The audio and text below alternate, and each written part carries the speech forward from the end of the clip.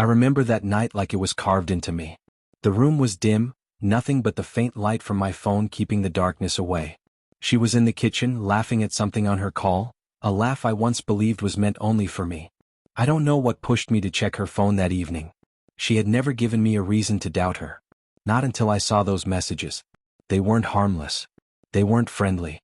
They were intimate words, the kind we used to whisper to each other, now sent to someone who wasn't me. Wish you were here instead. Last night was unforgettable. I'm tired of pretending. Pretending?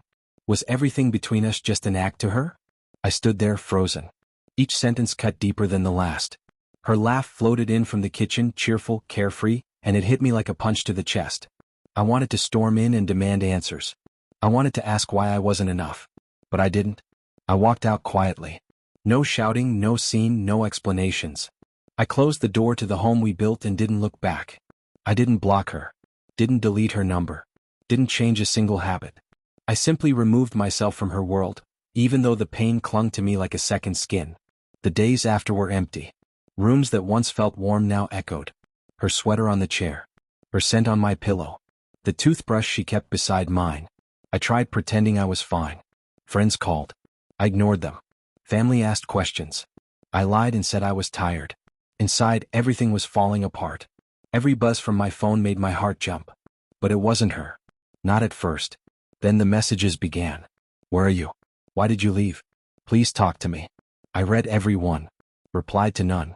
She didn't deserve answers, not after what I saw. And yet, I couldn't bring myself to block her. Maybe I wanted her to feel the emptiness I was drowning in. Maybe I wasn't ready to let go.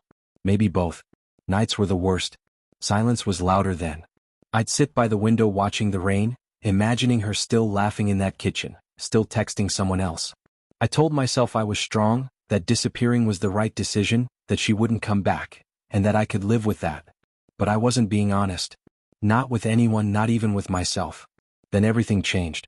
3 weeks passed. Her messages stopped. The silence grew heavier.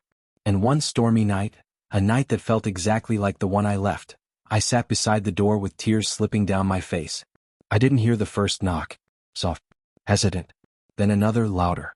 When I opened the door, she stood there, drenched, shaking, mascara streaked across her face.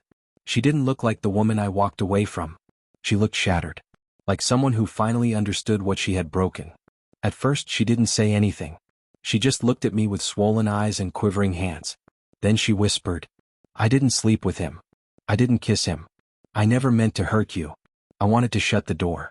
Wanted to throw her words back at her. Wanted to remind her what I saw. But I stood still. She stepped closer and placed her hand over my chest gently. I lied to him, she said. I told him things I didn't mean. I was trying to fill something empty inside me, something I lost in myself, not because of you. I thought I needed someone else. But when you walked out without a word, I realized it was always you. I didn't respond. Not because I forgave her, but because my heart was too loud for my thoughts. She continued, voice shaking. I came every day. I stood across the street. I watched the lights in your window go off. I just never had the courage to knock until tonight. And then she did the one thing that completely broke me. She hugged me, tightly, desperately, like someone clinging to a version of herself she feared was gone forever. I didn't hug her back immediately. But I didn't push her away either. We stood there in the rain, two people drowning in their own mistakes, trying to breathe again in each other's arms. I wish I could say it ended perfectly. That I forgave her instantly. That everything snapped back to how it used to be. But healing doesn't work like that. Some nights we talked for hours. Other nights we sat in silence. She didn't ask for forgiveness. She earned it, slowly. With honesty. With consistency. With showing up, day after day. I didn't forget what happened. But I began to understand.